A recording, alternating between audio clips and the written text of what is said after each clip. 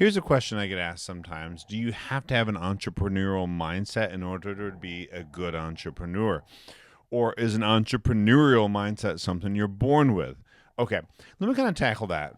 I have taught a ton of guys how to run their own businesses. And if you want to run a side hustle, if you want to run a phone repair business, you don't have to be born with an entrepreneurial mindset.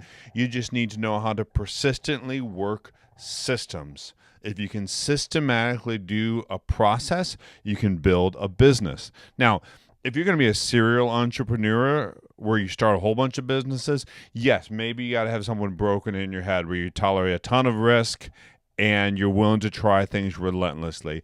There may be there's a certain sense where you're born with an entrepreneurial mindset. I'll agree with what people say about that. There's a certain sense where my wife, she loves the security of getting a paycheck for someone else. She hates the risk of being an entrepreneur. I love the risk of being an entrepreneur because I can make a lot more money by taking those risks. I take a lot of losses as well. But don't get entrepreneurial mindset confused with your capacity to actually run your own business. Those are two separate things.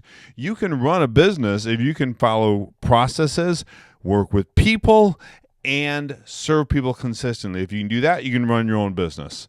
But if you want to be an entrepreneur, serially starting businesses, you need to be persistent, learning, and be willing to tolerate the risk.